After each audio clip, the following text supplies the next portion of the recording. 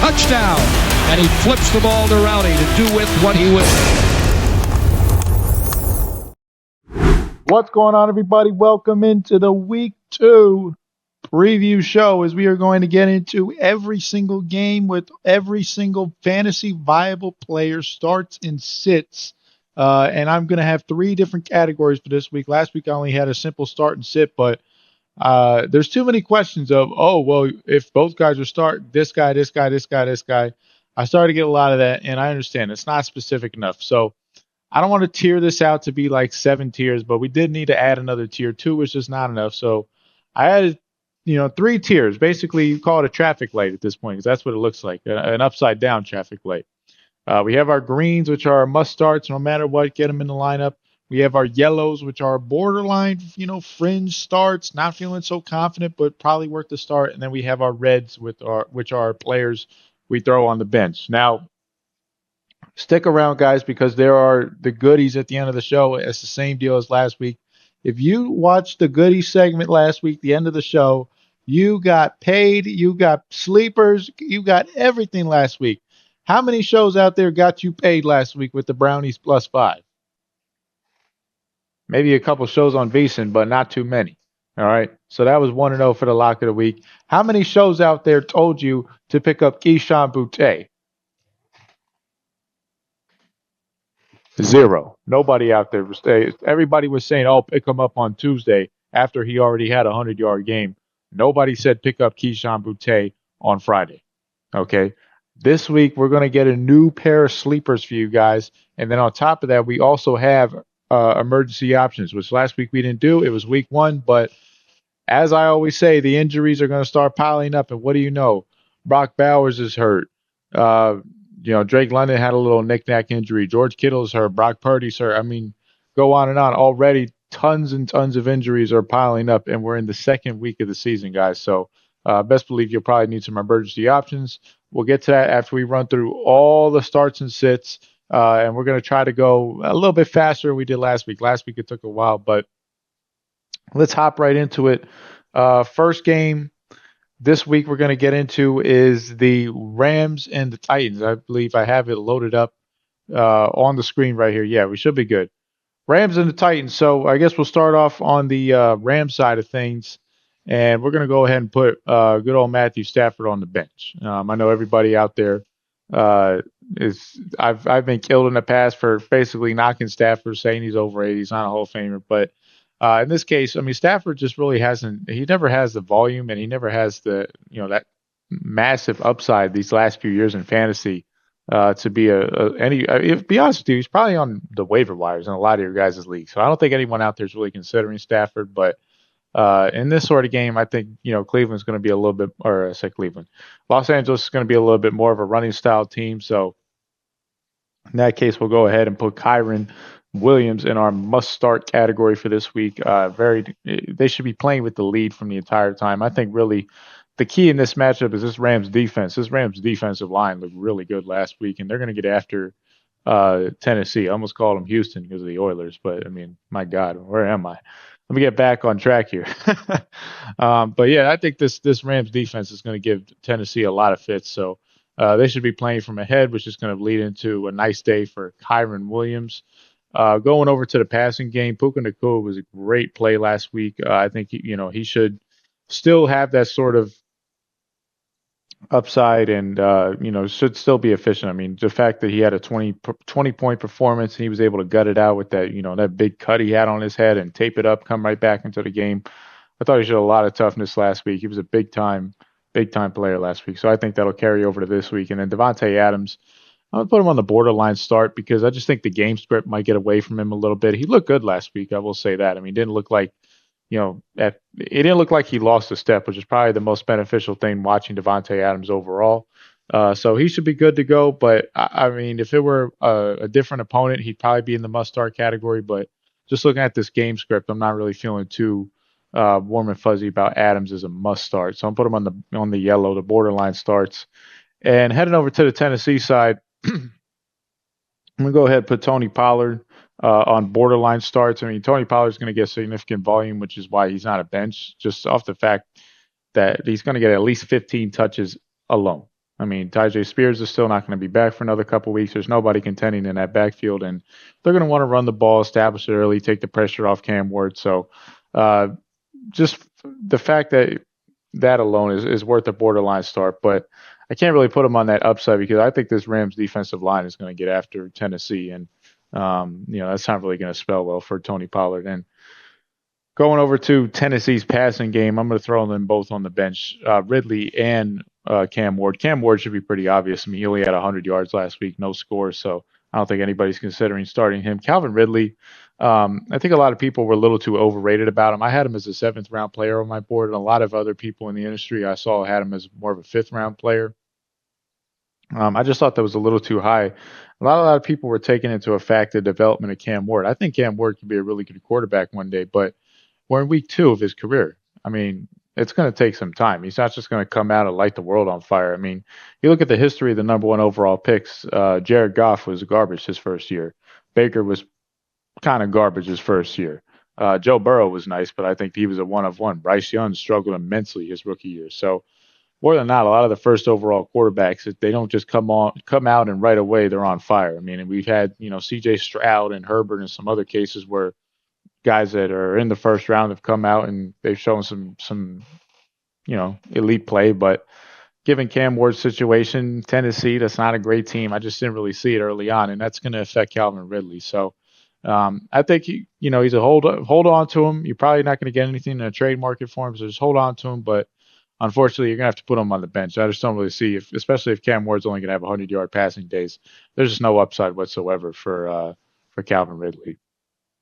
Next matchup we're going to get into is the Jaguars and the Bengals. Let's go over to the Jacksonville side to start. So obviously we had a little bit of a change in the running game with Bigsby getting sent over to Filthy. So we'll go ahead. We'll put ETN in the must start. I mean, ETN for the next month, 2 months, I mean, he should probably kill it. My theory on ETN was he's a September to October running back. He's just a little bit brittle. It's a little bit light. But we're in September right now, which is where he's perfect. I mean, last week he looked awesome, 140 yards against the Carolina Panthers. Cincinnati, they played a very weak offense last week with Cleveland. Let's not forget how bad of a defense they are. So I think ETN is still an absolute must start. Make sure my audio didn't go out there. Should be okay. Yeah, we're good. Anyway, moving on. Trevor Lawrence, I'm going to go ahead and put him on borderline start. I'm not really confident in him, if I'm being honest with you. But Cincinnati's defense, I think almost everybody on Jacksonville warrants a start. Brian Thomas Jr., he's an obvious must start, first round pick, but I don't really think that really needs any explanation. The volume with him is a little disappointing last week, but I think he'll get going a little bit. Really that rain delay messed up a lot of things last week. And then, they were ahead by Carolina 20-3, and, they really just wanted to get out of there at that point.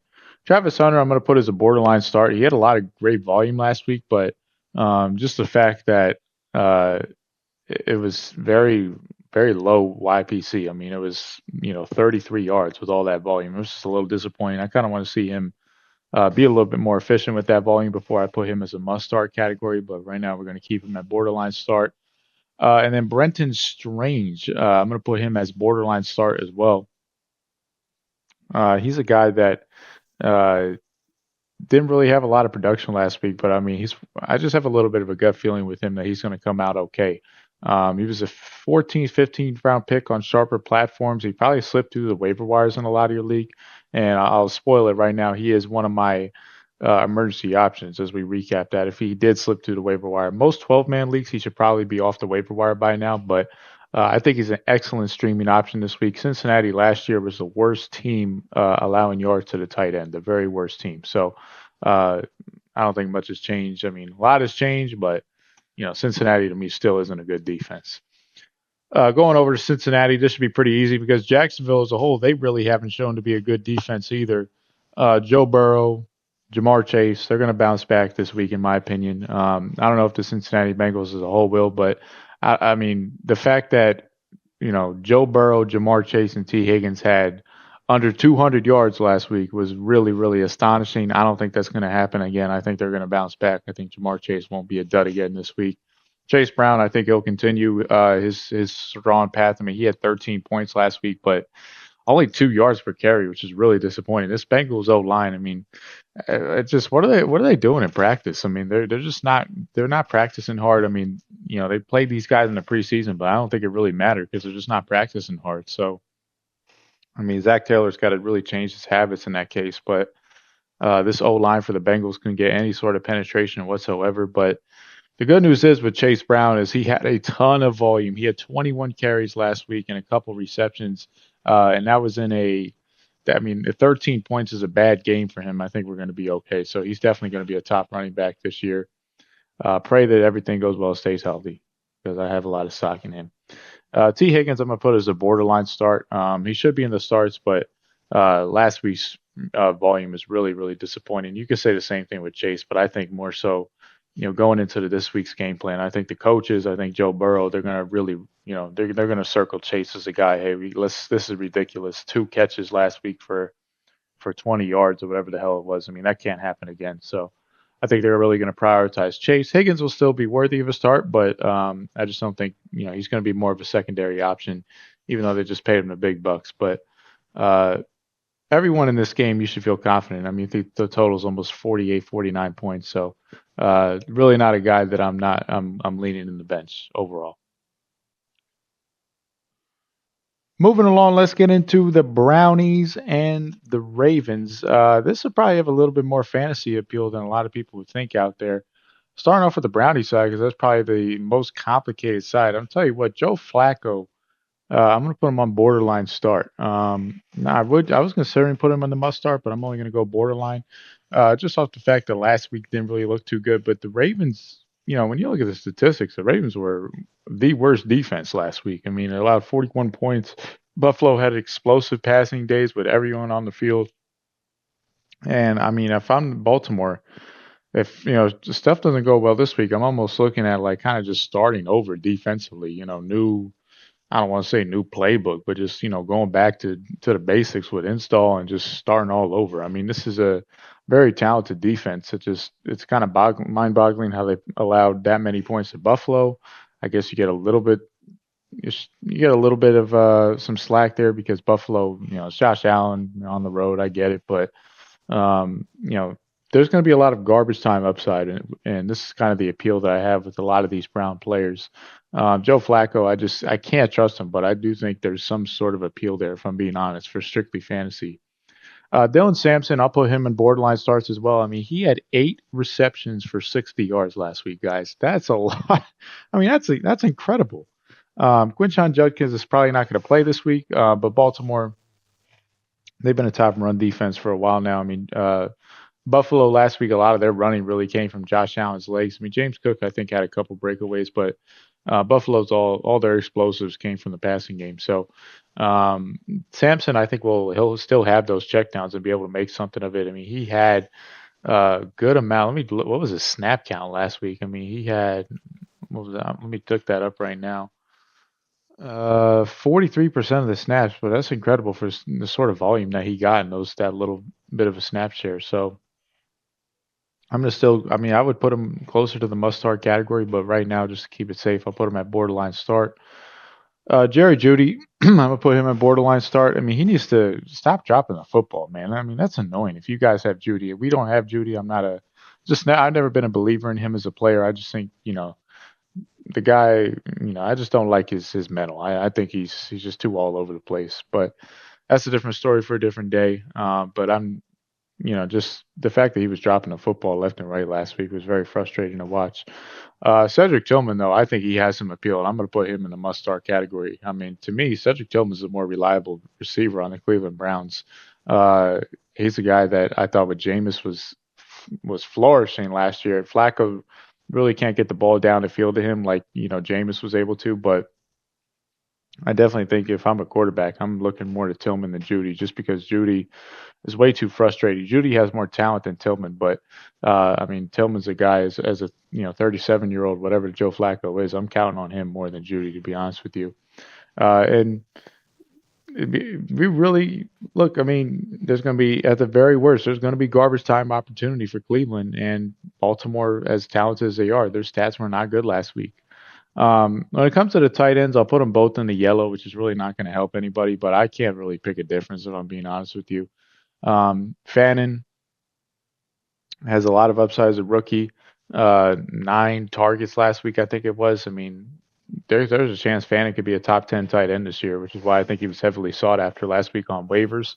Great athlete. I love the profile a lot, but Njoku was still there, and Njoku didn't really fade away in his own right. He still had 6 targets last week, so um, I think they'll both they're going to want to be in a lot of 12 personnel. Kevin Stefanski is going to want to run the football. I don't think that'll really go anywhere, considering the Ravens are going to know what's coming. But they did a lot of creative things with Fannin last week to keep him on the field, and Njoku is still their main guy. So not really. I don't think one's going to split away from the other. I really can't tell that right now. I need a couple more games for some sort of sample size, but I'm going to put them both in the yellow just to play it safe. If I'm being honest.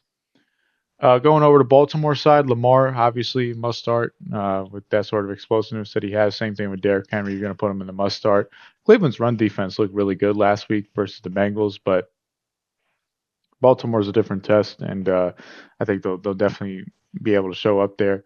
Zay Flowers, I'll put him in the must start. Number 2 receiver overall last week. I mean, the fact that he had 24 fantasy points last week, considering Lamar didn't even throw the ball. Lamar threw the ball like 20 times last week, and Zay Flowers was still able to get 24 fantasy points. I mean, getting him the ball on screens, just having him get the ball in space and just have him go. I mean, the guy is he's a lightning bolt, man. He's little, but man, he's explosive. So definitely get him in your lineup this week. Mark Andrews, I'm going to put him in the borderline start category. Isaiah Likely, there's a chance he can come back this week. And again, Mark Andrews just very discouraging week 1 performance, and this is the second year in a row he's off to these slow starts. I mean, that could totally end in a matter of this week, but just not feeling confident. He really should be a green throughout the first month of the season easily, but it's kind of disappointing that I have to put him in the yellow. But pulling up his performance for last week, I mean, it wasn't good. I don't have the exact numbers. I could pull that up in a matter of seconds. Last week, he was on the field for 75% of the snaps. He had 1 catch, 5 yards for 1 target. Yeah, it wasn't good. Yeah, I mean, I wasn't a Mark Andrews owner, so I didn't know off the top of my head, but not that impressive. I think he'll bounce back a little bit, but definitely not a green. He's got to have to do a little bit more to earn that trust. So that's where I'm at for this game. Moving along, let's get into Buffalo and the Jets, AFC East rivalry. This should be pretty quick. Let's go. Let's start Buffalo first so we get that out of the way. Josh Allen, I think he's a must start. No explanation needed. You start him last week. You're going to start him every single week.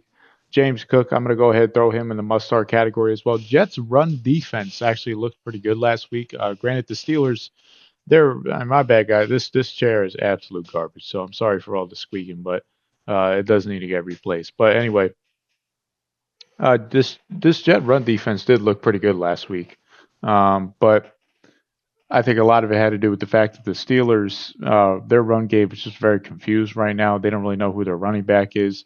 Arthur Smith, I think, is a good run game coordinator, but the Steelers' backfield is just kind of a mess. So I think James Cook will be able to, at the very least, to get a goal line carry and get some sort of points through a touchdown. Keon Coleman and Khalil Shakir, I'm going to throw as borderline starts. Keon Coleman had a nice game last week. I mean, that touchdown was kind of a lucky play, and then Shakir. The only thing is his ceiling is it's a little bit limited now that Kincaid is more involved. I don't put Kincaid as a must start. The problem with Shakir, when they get to the goal line, they're really not going to put him in the game. Really inside the red zone, they're going to want to go more 12 personnel and get Kincaid involved. And then that kind of takes Shakir off the field because he's not an outside receiver. He's a slot receiver. But the benefit to Shakir's game is in between the 20 and the 20.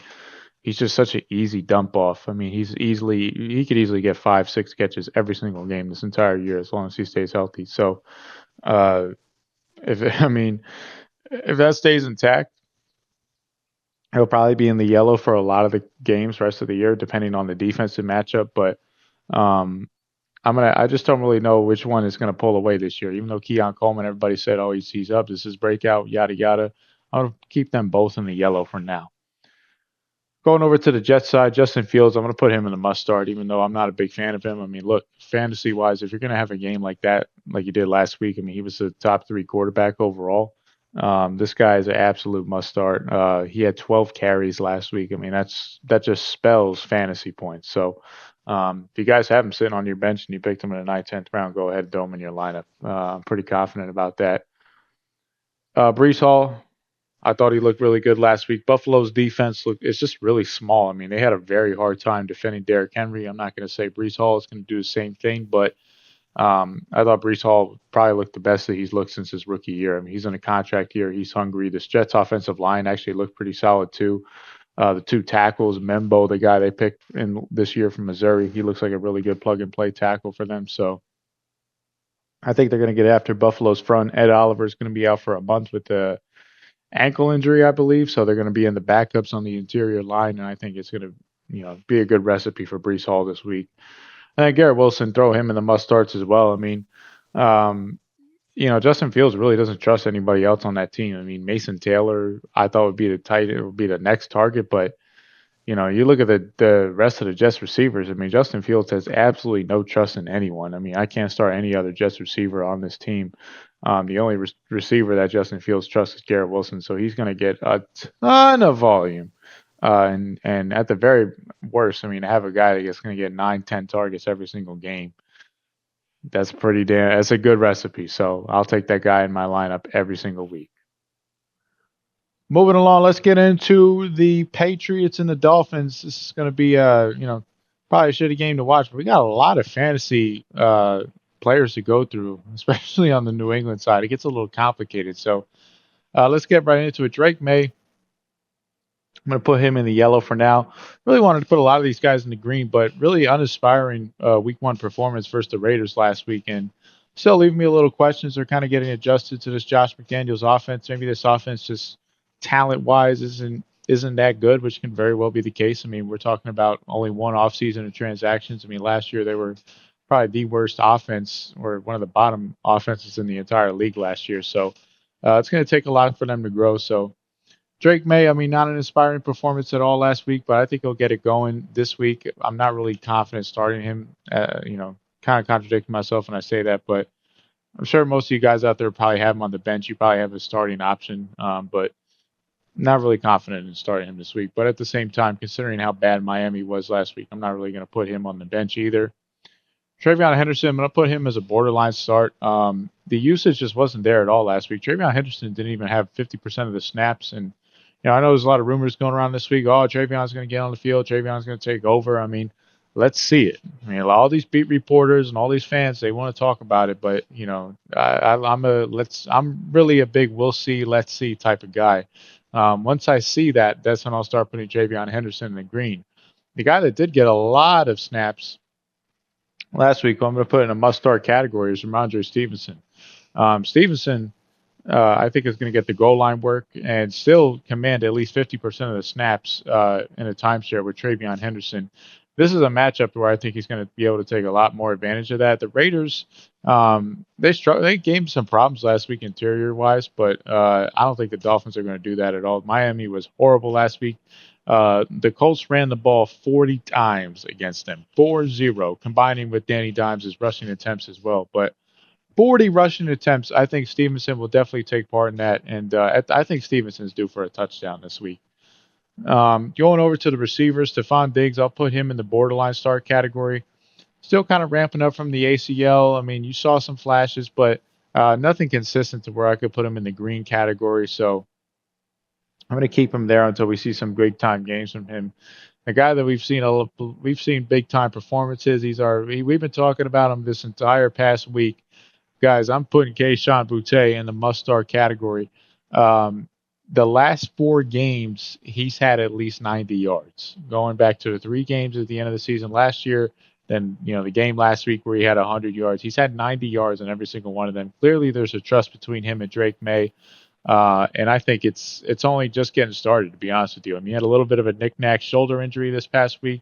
I think he'll be okay. I mean, he was complete full practice today on Friday, so he'll be all right for the game.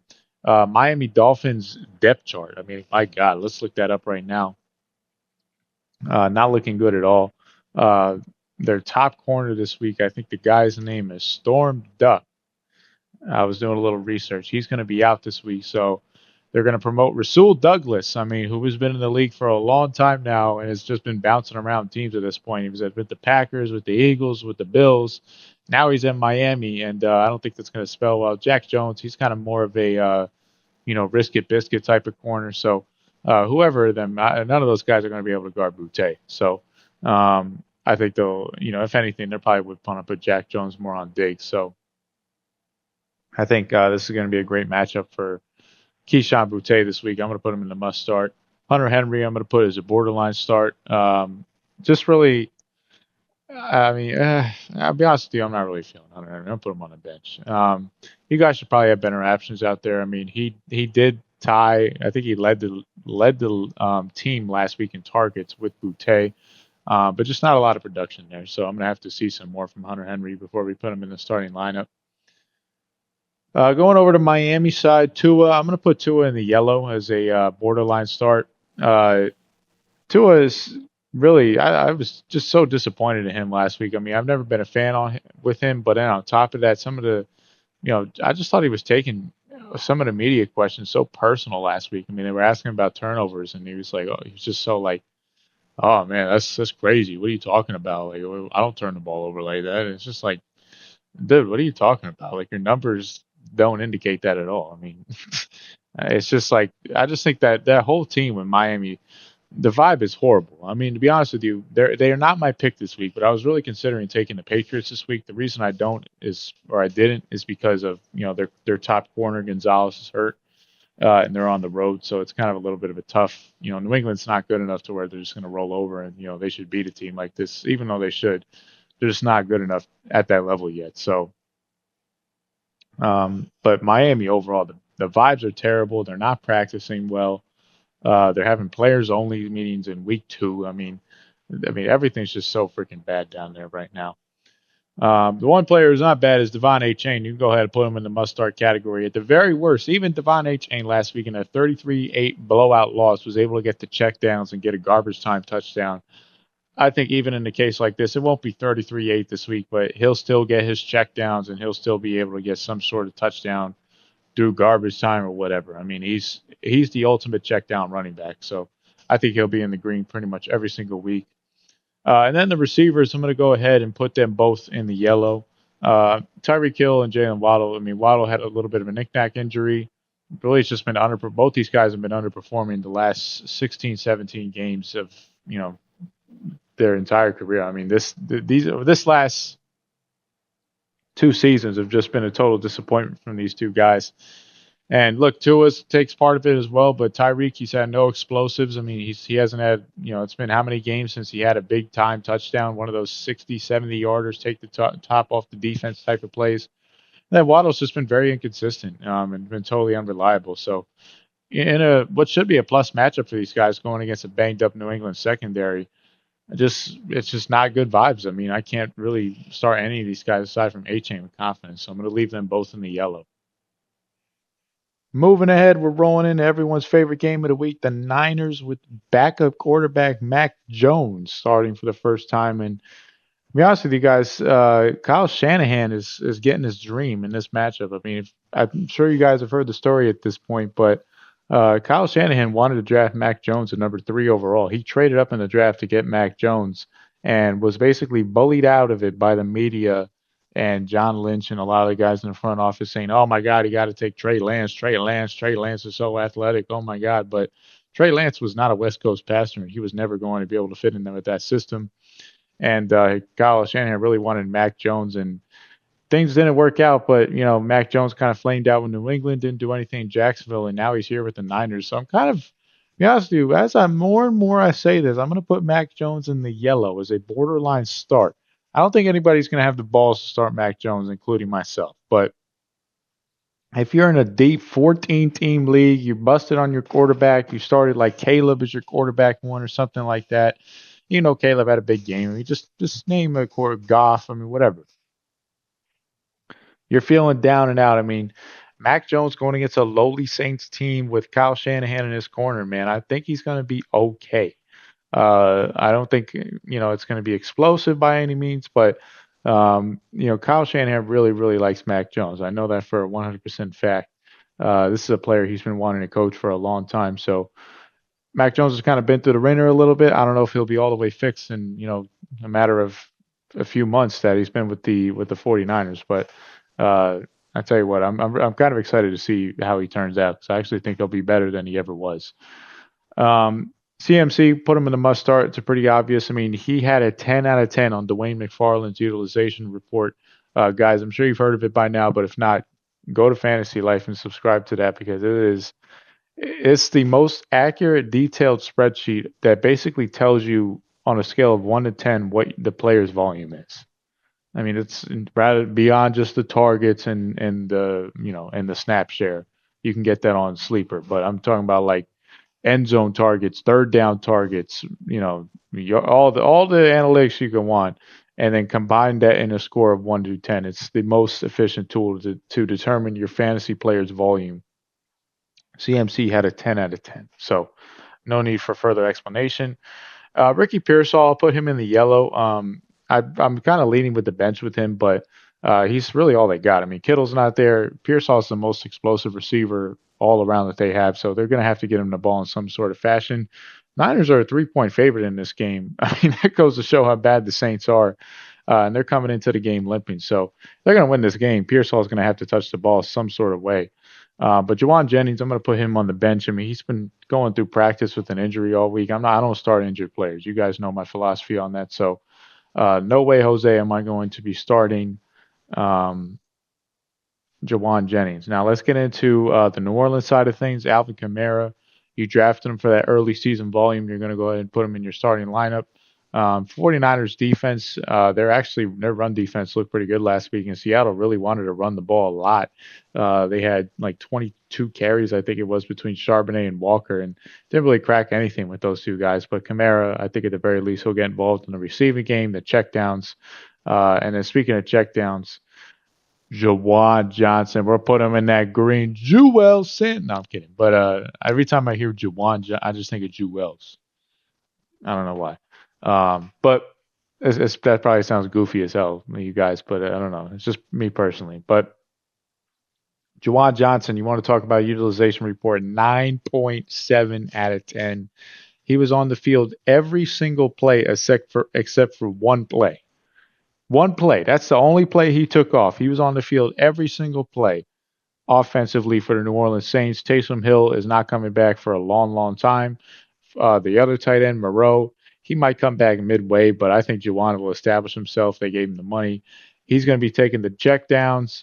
Juwan Johnson is the number 2 receiver officially for the New Orleans Saints. He's going to be taking every checkdown pass from Spencer Rattler.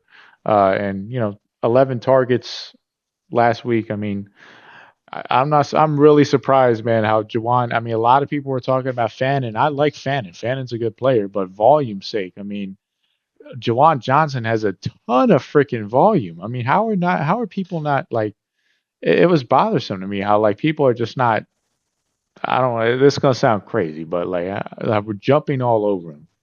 Pause. But like literally, like how are people not running to the waiver wires to go get Juwan Johnson? Rashid Shaheed, I'm going to put Rashid Shaheed on the bench. Just absolutely no volume whatsoever, no down the field volume. Rashid Shaheed's not really going to be anything short to intermediate wise. And if you don't have a deep game, Rashid Shaheed's kind of ineffective. Chris Olave, I'll still put him in the green because he's the number 1 receiver for them. And he's got the talent alone. I mean, he had I think it was like a 10-point game, and he missed a little bit of the game. So he's got the talent alone to still be a green no matter what. So I'm confident where these guys are at right now. Juwan Johnson, man, I mean, I think people are sleeping on him, but we'll talk about him more a little bit later. Let's transition now into America's game of the week. That's no longer the game of the week. It used to every time these two teams play, it used to be the game of the week, but now they are at the 1 o'clock slate because that's how trash the Giants are. That they've ruined this once great rivalry, and now it's just a shitty 1 o'clock game. But anyway, let's get into Giants and the Cowboys. Starting off on the Giants side, so obviously Sierra's husband, nobody's playing him. He's absolute garbage. You could throw him on the bench. Tyrone Tracy, I'm going to go ahead. I was considering putting him on borderline starts, but I guess I'll put him on borderline starts. Cowboys defense, run defense isn't that good, but the Giants offensive line is horrible. So, I mean, it's just bad on bad. And to be honest with you, I guess you can get a yellow out of that just because he'll have the volume. But I'll be honest with you, the offensive line was so bad for the Giants that I was actually leaning him to bench him versus the Cowboys defense that allowed 200 rushing yards to the Eagles. So that's pretty damn embarrassing. But that just goes to show the state of the Giants' offensive line. Going over to the Giants' passing game, Malik Neighbors, you can go ahead and throw him in your lineup. This is pretty obvious must start. Malik Neighbors got to have a lot more than 70 yards. So if the Giants want to be anywhere near competitive, he's got to have like 150 yards, especially if they want to win this football game. And then Wan'Dale Robinson, I'm going to go ahead and throw him in the must-start category as well, believe it or not. And it kind of contradicts the fact that Sierra's husband's on the bench. But the reason I'm doing this is DeRon Bland, who was a premier slot corner for the Cowboys. He actually had a foot accident, whatever happens. He had a foot injury in practice this week, and he's going to miss the next couple of weeks. And the Cowboys are going to they're going to put a UDFA rookie out there to defend the slot, and that's where Wan'Dale Robinson, I think, is going to kill this guy. I don't even know who the hell it is, to be honest with you, but I could easily see Wan'Dale Robinson having a 7-8 catch game this week and really tearing up whoever's guarding him in the slot. But the problem is with Wan'Dale, and in reality's sake, he's not going to kill you because he's only going to average 9-8 yards a catch, and that's just not going to kill you. But for fantasy, that's a very solid floor. So I'll go ahead and put him in the must start.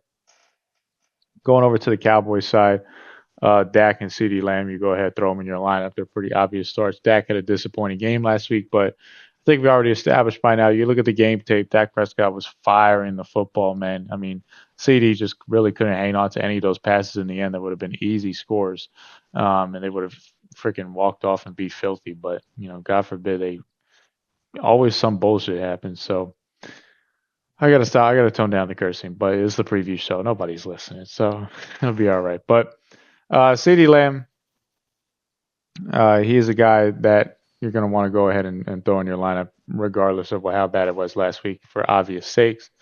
George Pickens, I'm going to put him as a borderline start. And I'll tell you what, man, what's a little bit, call this a theory, but I've seen it happen multiple times. Anytime you're a receiver for the Cowboys and you got a contract coming up, they're going to politic you out of not getting the football a lot. I mean, George Pickens only had 3 catches last week. He's saying the right things. He's on his best behavior because he knows, he can't be, reckless like he was in previous years. It's a contract year for him, but I have a feeling the Cowboys are going to politic out of him not getting the ball a lot, just forcing the coaches, hey, let's lean into Lamb, let's lean into Ferguson.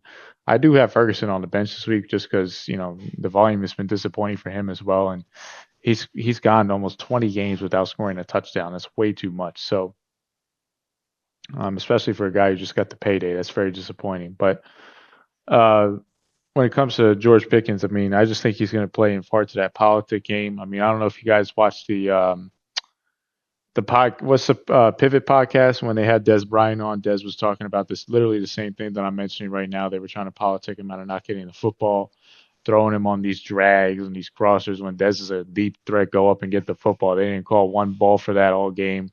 They were throwing him on these ridiculous routes, and he still was able to have over 100 yards and 2 touchdowns in that game, just because that's the type of player he was at that time. But the Cowboys will definitely, the front office controls where the football goes. I mean, that's been said numerous times, and I just have a feeling if you're a George Pickens owner out there, just be aware of that. I'm telling you as a fan right now, that's not an analyst. That's me, the fan, just coming out and suspecting some things. And the Cowboys are going to want to keep this guy for a nice cheap price, and the only way you're going to do that is, if he doesn't blow up the stat sheet. So just keep an eye out for that. Javonte Williams, you go ahead and throw him in your starting lineup. I mean, our premature speculation we'll talk about, he's a guy that I want to compete with Javonte, but he's probably not going to be active this week. So Javonte is going to have all the workload.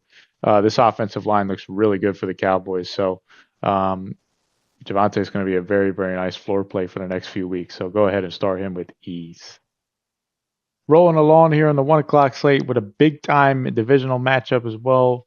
Lions and the Bears. Let's start off on Chicago's side, where we can go ahead and I'm going to go ahead and put Caleb on the bench because he's absolutely trash. Honestly, I mean, the 24 points is just such a false output of, what he produced. I mean, he was on fire the first quarter, but I think once Minnesota adjusted and started moving pieces around on defense, Caleb was completely thrown off. And I mean, look, I've heard a lot of things about Caleb that have just been negative. I have a bad taste in my mouth overall with him. Just his body language, the way he acts on the field, not watching enough film behind the scenes, not putting in extra time. Receivers, you could tell, don't like him. It's just it's a messy situation there. Even though he had a great 24-point game, whatever, last week, I'm really not all that geeked about Caleb Williams. So I got to be honest with you. And then DeAndre Swift playing against his former team, I'm gonna put him in the yellow. I'm really not confident at all. I mean, Lions are really more over the last few years. They've been, or let's just say year. The last few years doesn't matter, but the last year they've been more susceptible to the pass. Run defense has actually been a strength for them. So if they're playing from ahead most of the game, which I think they will, I think this Lions offense overall is going to get back on track. But when it comes to Swift's case, I think he's going to be playing behind. And I think they're going to want to work in, Monangai a little bit more, who we're going to talk about later on as a speculation player. I just gave it away. Shouldn't be doing that, man. Can't be. I got to gatekeep the goodies a little bit. Colston Loveland, I'm going to put him on the bench. It's going to take some time with Loveland. I mean, he's going to need some more development. I mean, he's not Tyler Warren who just figured it all out in week one. I mean, not like our, this guy right here, Sam Laporta. He's going to need a little bit of time. It'll probably take him at least a month for him to get going. So until then, it's just going to be annoying, but you're going to have to stash him on the bench. The Bears receivers, I'm going to go ahead and throw them in the lineup, even though, I just kind of knocked Caleb totally. I think they're going to be playing from behind most of the game. It's going to be an advantageous game script. I think DJ Moore and Rome Odunze both have good matchups against this Lions secondary. And both of these guys last year have shown that they've had good games, especially DJ Moore. They've had good games against Detroit. I mean, they had both of them, even with that horrible offense they were running last year, had explosive days on Thanksgiving, which I think is the last time they matched up. So I think that they'll be okay for good floor options. Head over to the Lions side. I'm going to go ahead and put Jared Goff in the borderline star category. I think a lot of people are making a little bit. I mean, I'm not a big fan of Jared Goff, don't get me wrong, but I think a lot of people are making this game versus the Packers last week out to be more than it is. The Packers are clearly going to be one of the top defenses in the entire league. I mean, they just traded for Micah Parsons, so there's a lot of momentum there.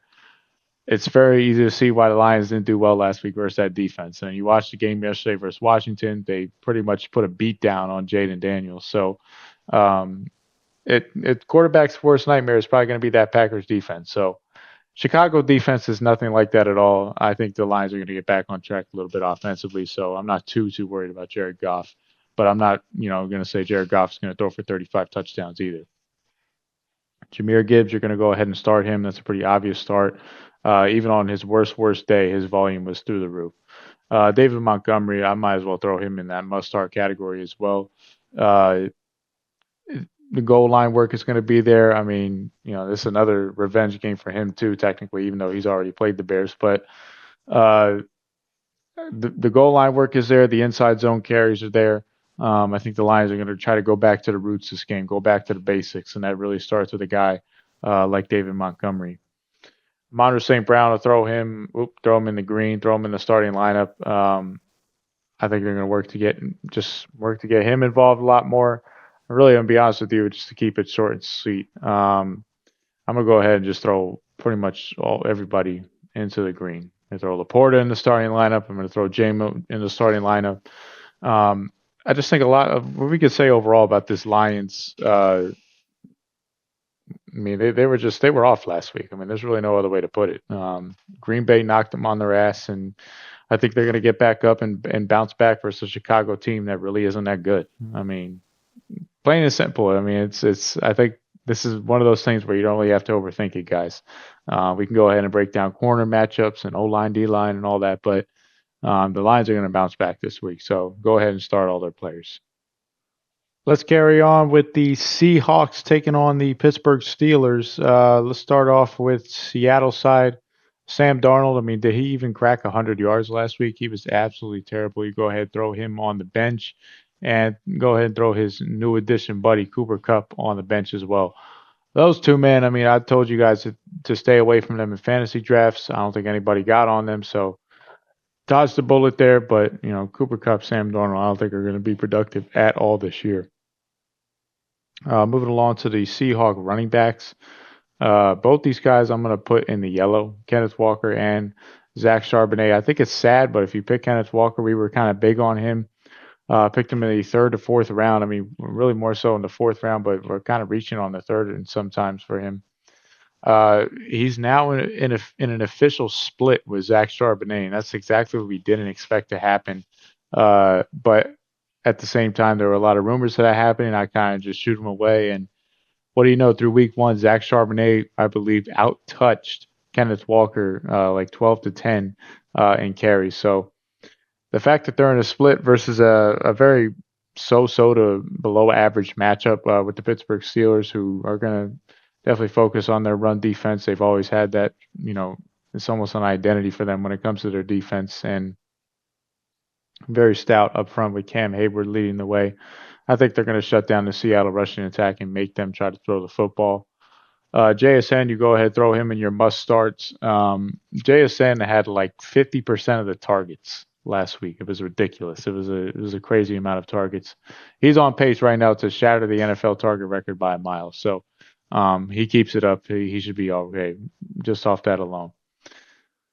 Going over to the Steelers side, Aaron Rodgers, I'm going to throw him on the bench, and I'm also going to throw Jaylen Warren on the bench as well. Aaron Rodgers had a great game last week and all, but Seattle's defense, I mean, in their own right, they showed to give the 49ers some difficulty. Mike McDonald in that second year. This offense for the Steelers, I kind of want to just see them go up against a little bit better of a defense before I start really diagnosing who's who. Rodgers, 225 yards. I mean, it wasn't all that impressive. I thought, watching it back on game tape, still looked a little bit slow.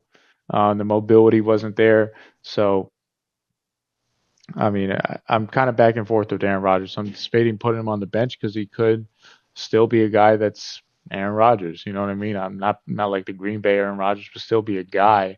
But at the same time, I'm just not really feeling warm and fuzzy about him, if I'm being honest. Jaylen Warren, I mean, he's in a committee right now with Kenneth Gainwell. I mean, it's just a very ugly backfield for the Pittsburgh Steelers, so I'm avoiding that backfield as a whole. DK Metcalf, I'm going to throw him in the green as a must start. The volume was outstanding for him last week. I pull up the numbers, but Aaron Rodgers is definitely looking his way a lot, and I think he had a lot of confidence in him. There was definitely some sort of trust, like, I don't know. Yeah, it was like just Aaron Rodgers telling him, like, hey, man, you're 6'4", 230. Go up and get the damn football when I throw it to you. You're an absolute gazelle. And 4 catches for 83 yards last week. I mean, I think it's only going to grow as the season goes along. I don't know what Metcalf is as a player. He's had a lot of turnover at quarterback. And this really the advanced statistics aren't that good on DK Metcalf, but with Aaron Rodgers, I think this is a guy that he could definitely blend well with and progress as the season goes along. So I'm going to go ahead and keep him in the green. Jonnu Smith, I'm going to put him in the yellow as a borderline start. I think Jonnu Smith has surpassed Pat Freiermuth this year as a target tight end. He had 5 catches for 15 yards and a touchdown last week. Very interesting numbers. I mean, a lot of volume, but like going nowhere. But then he scored a touchdown. So they traded for him in the offseason. Arthur Smith is definitely going to want to integrate him. Sort of a receiver, tight end specimen, more of a receiver, very skinny, outside, not really an inline player, more of a stand up and run your routes like a slot receiver type of player. That's exactly what Jonnu Smith is. So I think they're going to want to use him more and more as the season goes along. He's a lot more friendly for the quarterback, and I don't know if he'll have a season like he did last year in Miami, but I could definitely see him being a viable option this year. And he's sitting on a lot of waiver wires out there. So keep an eye out there for Jonnu Smith. Last of the 1 o'clock slate, we have the Denver Broncos taking on the Indianapolis Colts. Starting off with the Denver Broncos side, Bo Nix was what the hell was going on with Bo Nix last week? I don't expect it to carry over to this week, but that was absolutely discouraging. I mean, I don't know what Denver's offensive plan was doing. They were very, very conservative and just not pushing the ball downfield at all. It's like they were starting all over again with Bo Nix as if he was a rookie in his first start.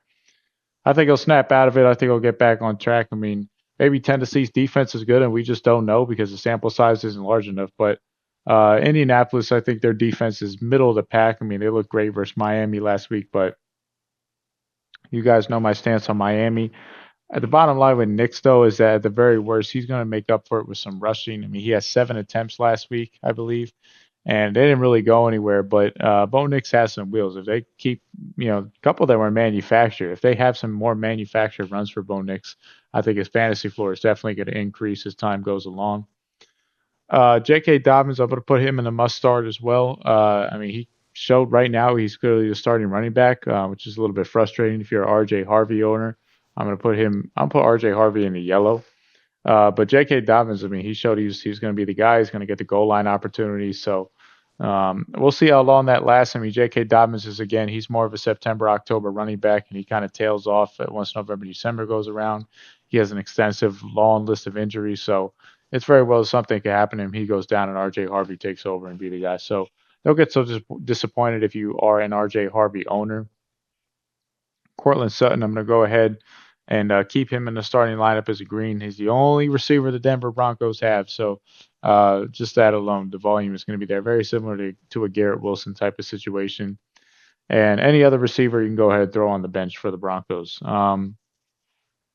Going over to the Colts, Danny Dimes, I'm going to put him on the bench. A lot of people probably ran to the waiver wire to go pick him up this past week, but I was kind of holding back against that, not really telling people to bid a lot of money because he's playing Denver Broncos, who looked like a really, really good defense last week. I don't know if they're going to be the top defense in the league, but they definitely gave Cam Ward a lot of trouble. And Danny Dimes definitely has a lot more experience, but I don't think Danny Dimes is going to have a cakewalk, walk in the park type of day like he did last week versus Miami. I think he's going to have a little bit of a reality check, and he's going to revert back to the Danny Dimes that we all know and love. Jonathan Taylor, you can go ahead, throw him into your must-start lineup. Jonathan Taylor, I believe, had 22, 23 carries last week. He's an ace. He's a workhorse running back. He's almost, I would consider him matchup proof at this point. I mean, you go ahead and you start him every single week. Michael Pittman, I'm going to go ahead and throw him on the bench. 2 words, Patrick Surtain, the Eliminator. Anytime you got your top receiver going up against Patrick Surtain, you go ahead and throw him on the bench. And Michael Pittman is going to be the one who's a victim to that this past week. Josh Downs, I'm going to throw him in the borderline start category. I would like to start him. I think they're going to go more to him considering Surtain's going to be on Pittman. But Tyler Warren, I think, is really starting to take some receptions away from Josh Downs. It's more that, he's kind of that slot safety blanket type guy for the quarterback. Josh Downs played that role a lot last year because the Colts didn't really have a tight end. But this year with Tyler Warren, who obviously you're going to throw in your must-start lineup, Tyler Warren's really taking on that role, and Josh Downs is kind of playing second fiddle. I mean, he had 2 catches for 12 yards. That's not what I expected at all out of Josh Downs last week. So hopefully you get going a little bit this week, but that week 1 usage for Josh Downs really, really scared me a lot. I don't have him in a lot of managed leagues, but I have a ton of Josh Downs in best ball. So hopefully that could turn around. Moving along to the couple of 4 o'clock games we have. We've got a real snooze fest here. Carolina and the Cardinals. This should be pretty easy, so we'll knock this out pretty quick. Bryce Young, I don't think anybody's going to start him.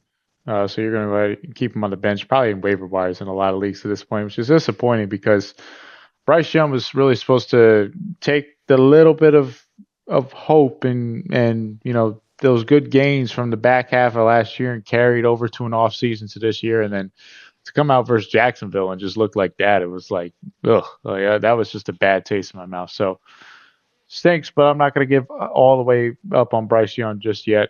Ted McMillan on the other end, I was very encouraged with him. 5 receptions for 60 yards, but I just felt like he kept fighting. I mean, there were some routes out there where he really stuck it out, and it's like Ted McMillan is a good player, and you never know.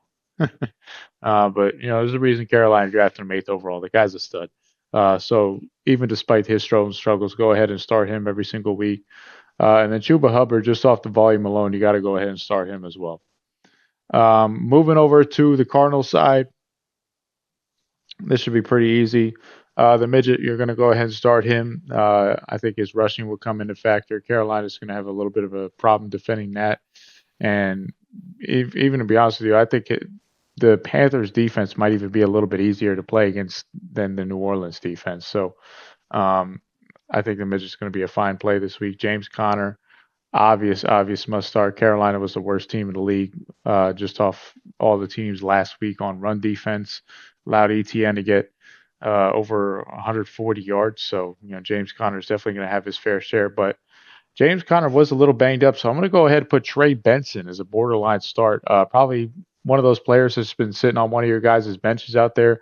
I had a lot of Trey Benson in best ball. I had a pretty solid rank on him. I think I had him in the 10th round on my board. So there's a good chance you guys might have him as well. Not against starting him this week. I mean, I think there'll be a little bit more of a split between him. I mean, he had 8 carries last week. I think there'll be a little bit more of a split between him and Connor. So look for him to get involved a little bit more as the season progresses, and definitely versus Carolina, where they could be leading the entire time. I could see him getting involved a lot.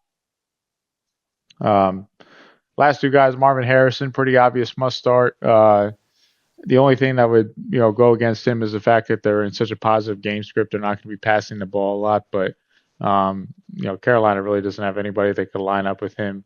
And same thing with Trey McBride. The volume should be there regardless. I mean, integral part of this offense. I don't see either of those 2 guys really suffering at all. The only thing that would keep them is the fact that the game script is positive. But Cardinals should be able to cruise to another win this week. I mean, probably the 2 easiest matchups to start the season you could possibly ask for.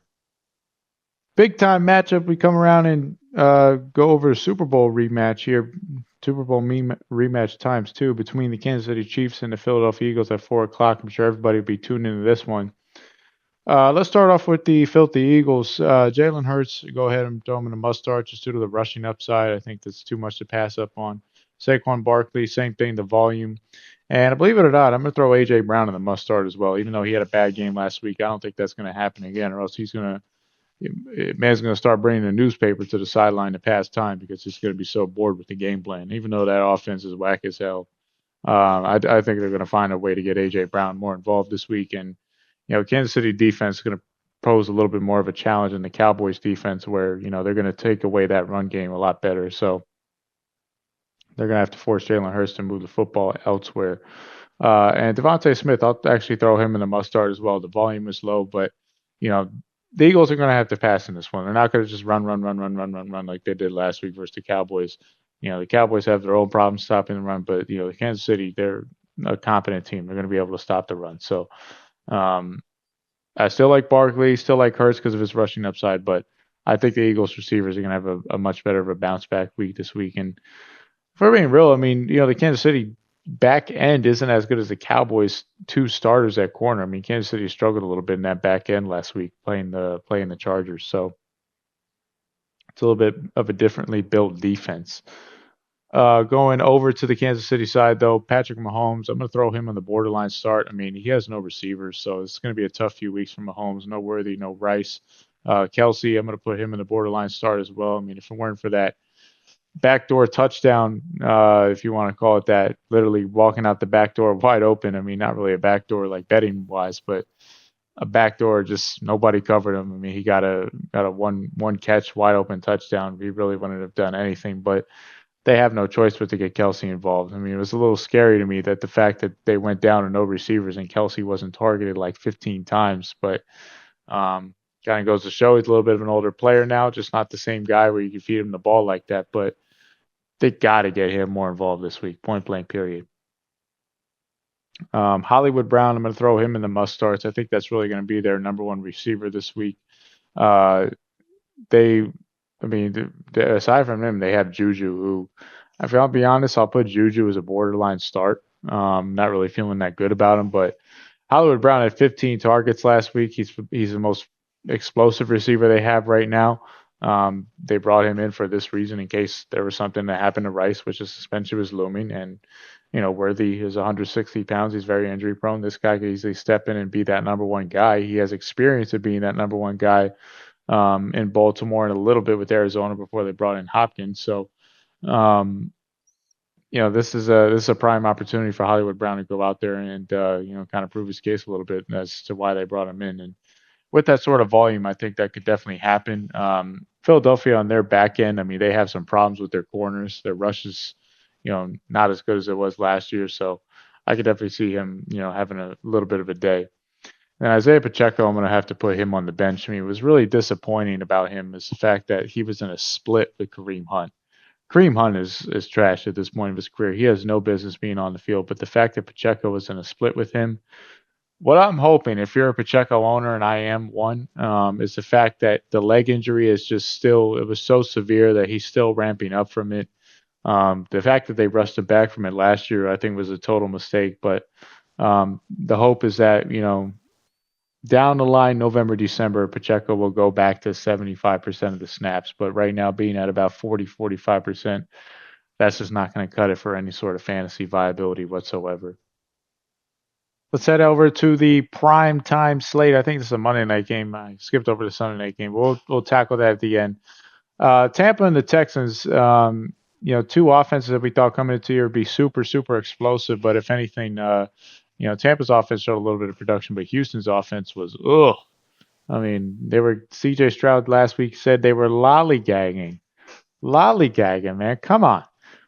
But anyway, let's talk about we start off with Houston, who came out lollygagging. C.J. Stroud, I kind of have him as the yellow. I'm going to put him as a borderline start.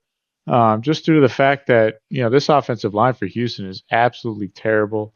And it's not going to get better anytime soon. There's no players that are going to come in to fix it. You got to hope that the five of them are able to just maybe have some good matchups and be a little bit more cohesive as the season goes along. But my God, that's going to be a problem for him all season long. Same thing for Nick Chubb, who I want to put in the must start, but he's a borderline start at best just due to that offensive line. He has all the volume in the world, which is why he's still that. Woody Marks is really not really coming in and taking much of the volume away. So he'll get the goal line carries. He'll get the first, second down carries at the very, very minimum. I don't think, third down, he's probably the best at pass pro right now. So Tampa was an okay run defense last week. They allowed a lot of carries, but really not a lot of production came from it. So I'm going to keep Nick Chubb right there as a safe yellow play. Then Nico Collins, I think he'll bounce back this week. I don't know if we'll have an explosive game from Nico Collins, but 3 catches, 20 yards is not going to happen again. Going over to Tampa side, I think all these guys, to be honest with you, you can confidently say they're must starts. I mean, Houston's defense showed some positives last week, but I think Tampa's offense is going to pose a little bit more of a challenge than the Los Angeles Rams offense. Just more weapons. Baker, I think, will have a solid floor here. I mean, Houston's back end, I thought, had a little bit of problems dealing with Puka and Devontae Adams, and their 2 receivers, and Mecca and Mike Evans, I think are both going to have a day. So I'm confident starting the entire Tampa passing game. Bucky Irving, I think, is a pretty obvious high floor play as well. I mean, I think the split is really not a split anymore between him and Rashad White and even Sean Tucker. I think it's more like a 60, 30, 10. I think if, Bucky being a 60, White being 30, Tucker being 10. If anything, I think it's 65, 35, 5. Or no, the math on that 65, 30, and 5. I mean, Tucker, I didn't really see him on the field at all. So Bucky's kind of running away with this premier RB1 job in Tampa. So from here on out, he should be a must start every single week. Let's do our second half of the Monday night slate. Chargers and the Raiders, the West Coast duo, whatever you want to call it. Let's start off on the Chargers side, starting off with Mr. Justin Herbert, who we're going to put in the green. It's an absolute must start. If Herbert plays like he did last week, man, this guy's going to be a very, very good player. I'm regretting him not drafting him more in best ball and managed leagues. I mean, he's going to play like that. We're going to talk about a top 5 quarterback for the entire year. He was one of the only quarterbacks from this past week that I kind of went and looked kind of, I'm sorry, guys, it's getting late, but when I recapped the entire week and looked at the quarterback play, looked at the scoring, he was one that definitively stood out and said, all right, this guy has a chance to be a serious top 5, as we go along. Burrow didn't do that. Mahomes didn't do that. I mean, outside of Lamar and Allen, I think he was one of the only guys who's like, wow, this guy could really step up and take it to the next level. And, I've said it before, he's always had all the tools. I mean, he just never had the confidence, but now, Harbaugh's really instilling that in him. So Herbert might be a must start for the rest of the way. Lad McConkey, you go ahead, throw him in that must start category as well, considering he's going to be the top beneficiary of that. And then Keenan Allen, I'm going to put in that must-start category as well. I mean, there's a connection there with Justin Herbert. I mean, Allen has maybe lost a little bit of that speed, but the chemistry was evident as watching him play week one. I mean, they didn't miss a beat at all. You could tell Allen, wanted to play for a quarterback like Herbert, and I'm sure Allen is, always wanted to go back. He just didn't want to deal with guys like Anthony Lynn or Brandon Staley. But I think playing for Jim Harbaugh is a lot more exciting overall. So knowing you actually have a shot with Jim Harbaugh too. So I think Keenan Allen's in for a pretty good season. I mean, I kind of, knocking myself that I underestimated him a little bit, but, you look at Keenan Allen and there's the chemistry's there, the starting role is there, the volume's there. What's not to like about this guy? I know he's old, but, this in redraft, I think he's a very productive player. Quentin Johnson, I'll go ahead and throw in the borderline start category. I know he had 2 touchdowns last week, but I just think that was a little bit more of like a spike week type thing. I think he's going to come back down to earth a little bit this week. Would like to see him get going. I mean, he didn't drop the football. He looked good out there, confident, so hopefully that carries over, but I don't think he'll have 2 touchdowns again this week. I think it was more of a spike week thing. So he should kind of come back down to earth. Marion Hampton, I'm going to throw him in the starting lineup pretty confidently. Had 15 carries last week, only had 50 yards, but I mean, the volume was there for Marion Hampton. He was on the field for 85% of the plays. I don't really see a world where Najee or Haskins or any of those guys, kind of get in the way of that. So he's going to get the goal line work. He's on the field for some receiving work as well. I mean, it's pretty clear they drafted him in the first round to be the guy. So thankfully, we won't have to worry about that. Going over to the Raiders side, Geno Smith, I'm going to put in the yellow as a borderline start. I mean, believe it or not, I think Oakland was I think they were the number 1 neutral down passing team, and they're one of the top passing teams overall, just in terms of volume. Geno had about 35 attempts last week, but Chargers defense, I mean, I know Kansas City really couldn't exploit it, but they had 26 points with no receivers. I think the Raiders are going to be able to move the ball pretty well versus the Chargers. I mean, there's just not a lot of names on this Chargers defense that really scares you. So I'm not really feeling too worried at all about, any quarterback that has to face it. Ashton Genty, it's pretty clear he's going to get the volume. He had 19 carries last week. Didn't really have that many yards at all, but he's going to get the goal line carries. I mean, they drafted him to be the guy. He's drafted like 5th overall. Jacoby Myers, it's pretty evident he's going to be the wide receiver 1, so you go ahead and throw him in the must-start category. Not that much competition at all for the receiver 1. Might be a speculation player we'll talk about, but Dante Thornton, Jack Bester still coming along. And then, you go with the fact that Brock Bowers is in and out of, has a bad, what is Brock Bowers? What's his injury? Let's look at the reports too, because the reports haven't really been all that good with, Brock Bowers this week. He's coming in questionable to the game. He didn't practice Friday with the knee injury, which really isn't that good at all. So in that case, I'm going to go ahead and throw him on the bench just due to the fact that I'm not going to start a guy who didn't practice on, 2 days before the game. Jacoby Myers should be even more of a beneficiary from that, just hoarding all the volume, and really that's all he's going to do. So Brock Bowers, I'm going to go ahead and throw on the bench and leave it at that. Our final matchup this Sunday night game, Atlanta versus Minnesota. We have a lot of fantasy viable players in this matchup, so let's get right into it. Start with Michael Penix. I'm going to put him in the yellow as a borderline start. Just a ton of freaking steam on Michael Penix after last week's game, and I just don't see it, if I got to be honest with you. The offensive line for Atlanta really struggled, and I thought Penix was kind of just checking the ball down a lot of the times. I mean, I didn't really see a lot of down-the-field passing. Now, one player that is going to return this week for Atlanta that could really open things up is Darnell Mooney. So I'm going to go ahead and throw him in the must start.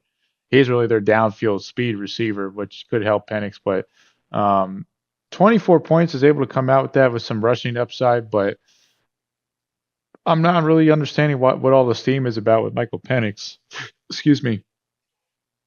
I kind of see, sort of a run-of-the-mill guy, but granted, let's see what he does on Sunday Night Football versus Minnesota. My opinion can definitely change, and I could totally be wrong about that. But I just really didn't see it in that first game. A lot of people were just, oh my God, at Michael Penix, but don't really see it. Darnell Mooney's definitely going to help things. Bijan is a pretty obvious start, and then Drake London, who's also he should be okay. I think he had a hip or something like that, or a hip or knee or something. He's off the injury report today, so he should be good to go. And you're going to go ahead and throw those 2 guys in their lineup, just off volume, upside, all that. Everybody's throwing Bijan, Drake in their lineup. JJ McCarthy, I'm going to throw him on the bench. I think it's going to take a little time with McCarthy. I mean, he's basically a rookie. I thought it was incredible the fact that he was able to tough it out and play through adversity like he did the other night, especially after throwing a pick six. I mean, just a basic rundown. I mean, how many teams win a game when they throw a pick six? It's hard to come back from. He was able to do that. So give him credit. Give Kevin O'Connell a lot of credit for able to muster that up. But I think it's still going to take McCarthy some time. The stats really weren't that impressive at all. To the run game, they're going to be a little bit of a split. Atlanta showed some decent run defense last week versus Tampa. I mean, Bucky Irving got in for a score, but he didn't really have that much yardage. I think Chicago is a lot more susceptible than Tampa on paper. So I was still trying to figure out the split. I think Mason has a little bit of the edge, but I'm going to put both those guys in the yellow as kind of cautionary borderline stars. I think that's a very fair grade for both of them. Justin Jefferson, you're obviously going to start no matter what because he's Justin Jefferson. Jordan Addison is still suspended, but Adam Thielen, I mean, he didn't even catch a pass last week. So, I mean, there's no way I'm going to start him with any sort of confidence at all. So I'm just going to put him on the bench. TJ Hawkinson, pretty underwhelming volume for him as well. If I'm not mistaken, he had like 3 catches for 40 yards, I believe. No, not even 40. He had 3 catches for 15 yards. I think that'll change this week, but it's a new quarterback. I mean, I don't really know what JJ McCarthy's going to be targeting. So he didn't go to Hawkinson a lot week 1. I don't think it'll continue to that extent. I think Hawkinson will eventually get more and more involved, but right now Hawkinson is a cautionary yellow. He should be a green, but just if the volume's not going to be there, I mean, I don't really know what else to say. I mean, that was pretty underwhelming last week. But that's all the matchups, guys. You rewind it, watch it back as much as you want. Leave a comment. Also, if you haven't already, join the Discord, link in the bio. If you guys want more stars and sits questions, 2 tiers, but $5 a month, join the Discord. Talk about trades. You talk about waivers. Ask me any question in the world whatsoever, and I'll answer it.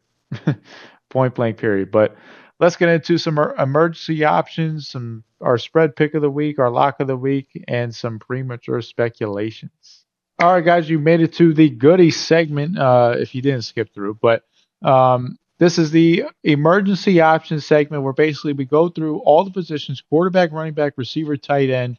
And the challenge here is to give you one guy to bail your ass out. Okay, if you have injuries, you're caught up. I mean, later on in the year, we're going to have bye weeks married with the injury, so it's going to be an absolute S-storm. So one player at each position that is on the waiver wire. So this is my 12-man home league. I'm going to go scan the waiver wire for one guy at each position to emergency option. If I absolutely need to, throw him in my lineup, and he'll bail me out for the week. So I'm sure you guys get the concept. If you guys listen to any, my podcast before, you understand what I'm talking about, but pretty simple. So let's start off with the quarterback. We're going to go with Geno Smith, 17 points last week. We talked about it a little bit earlier.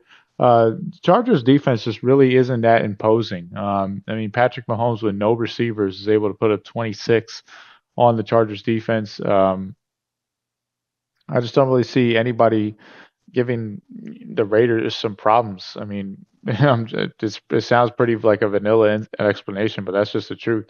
362 yards last week versus New England and 34 attempts. He's clicking on all cylinders when it comes to the passing game. I mean, the reality football numbers aren't there, the end zone numbers aren't there, but the attempts and the yards are there. And for a guy we're looking for an emergency option, I think it's a good matchup. So get on Geno Smith if you absolutely need a quarterback. He's out there in pretty much 79% of leagues. So moving along to the running backs, this is where things are going to get a little bit dicey, to be honest with you. I'm struggling for a running back. A lot of running backs picked up this week, so my God, I don't even know who to get. One player you could take a look at, Rashard Smith. If you're really in a deep league where you're that much in a pinch, he only had 13% of the snaps, but a lot of the guys that I would give you in this case are already on rosters. So I'll go ahead and say him now. He's also kind of a premature speculation player for me as well. But satellite back is really, in PPR leagues, he's a satellite back. He's a guy that I think will get involved more and more as the season goes along. Um, we're in a pretty running back hungry league with this home league we're in, so not a lot of options. But um, Rashard Smith is a guy that I think is a satellite back. He's kind of like a Jerick McKinnon type back, which is what Kansas City's been looking for a long time. A guy that Mahomes could kind of use in the pass game as a check down option to kind of take some pressure off of him. And this is exactly what this guy is. He's a 4-3 guy too. So I played a little bit of receiver in college. I mean, this guy's a really nice hybrid. So keep an eye on him. I have a feeling we're going to be talking about him a lot for sort of this bailout type situation that we're in. Wide receivers. Let's head over to wide receivers. One guy I want to talk about. Who did I have? I had some guys written down. Because there's just some guys out there that are not all the way, have to be on the waiver wire. But one guy I wanted to talk about, we talked about already, is Wan'Dale Robinson. He's probably claimed in some leagues, but he might have gotten dropped down to the waivers. Actually, probably not 11 points. But he's a really good matchup if you need an emergency option out there. He's coming into a game with a little bit of an ankle injury, but with the matchup that he's going against, it's almost like a free cakewalk playing against an undrafted free agent. I mean, you can't get any better than that. But as far as other emergency options, Juju Smith-Schuster, I think, if he's not picked up already too, I'll mention him as well. Roster in this league, it's a semi-sharp league, so they're on the guys. But Juju's only rostered in 9% of leagues, so that's actually a perfect option here because that's even more viable than the other option we just talked about. So, I mean, Juju's going to be the number 2 receiver. He's got more chemistry with Mahomes than Hollywood Brown. I mean, they won a Super Bowl together. They played an entire season together. So he's a trusted target. Outside of Kelsey, he's technically the most trusted target for the Kansas City Chiefs. So I think he got 10 points last week. I think he could very easily get 10 points this week on a very similar stat line, 5 for 55. That's really all you're looking for emergency options. Just get you through the week. Moving over to tight ends. Number 1 tight end this week for an emergency option, I would guess, is Jonnu Smith. I mean, a lot of people aren't picking him up because Pat Fryermuth's there to take away time, but 6 targets, 5 catches for 15 yards. We talked about it. It's a very odd stat line, but I could definitely see Aaron Rodgers taking a liking to him. He's going to line up a lot more as sort of a stand-up inline receiver, if that even makes sense. Basically, just a big slot receiver with his speed, which is kind of what separates Jonnu from a lot of people and makes him unique. I think Aaron Rodgers is just going to take a liking to him and, be that number 2 target, which they really don't have. I mean, they don't have, outside of DK Metcalf, I mean, Austin, the little receiver, you could put him as more of another guy for a bailout. I think he's claimed in this league, unfortunately, but you could put him as another guy for a emergency option receiver bailout option. He had 17 points last week, so he's probably off waivers by now. But Jonnu, I think, is a guy that should be picked up, if I'm being honest with you. Keep an eye out for Jonnu. And then also, guys, if somehow my boy Jewels, he's claimed on 46% of leagues, he's shot up. But if somehow he's not on a roster, go ahead and add him to your roster immediately. But he shouldn't be there. All right, so that's enough of that. Let's get into some deep sleepers, premature speculation. Guys that, sitting on the waiver wire now, but next week everybody's going to want to have him. First guy, my buddy picked him up. He's one of the sharpest people in this league, so but he's on a lot of waiver wires out there. You see me already trying to type him in. Kyle Monangai. Roster in 11% of leagues, so he's out there in 88% of leagues. Go ahead and pick this guy up, guys. He didn't get a single carry, which is a little concerning, but I think as the season progresses, DeAndre Swift, to me, I think is going to wear thin on the coaching staff. Watching the game tape back from that past game, because I didn't really watch the Monday Night Football game live, but watching the game tape, more so the Bears side, I want to see how Caleb looked, I want to see how the running backs look. DeAndre Swift is still doing the same thing. He's just scared to hit the hole. He always tries to bounce every single run outside. And Ben Johnson's going to get sick of that, in my opinion. I think Kyle Monanga's snap count is going to increase as the season goes along. Keep an eye out for Kyle Monanga, guys. I think it's only going to go up. Okay, it's only going to go up for this guy. So I think it's a must grab now while he's cheap and he's absolutely free before he kind of blows up, if you want to call it that.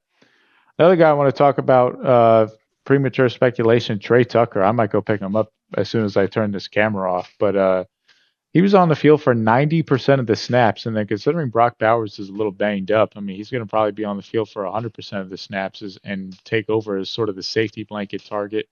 A little bit of a small guy, 5'8", $180, but he's a 4.3 receiver.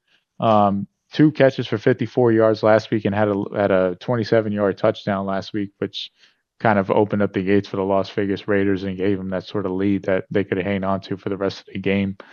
I mean, Trey Tucker I liked a lot last year. The problem was he didn't have a quarterback. This year you have a quarterback with Geno. I mean, Geno's good enough to support wide receivers for fantasy. So Trey Tucker, in my opinion, is going to be a perfect guy to take a shot on for free.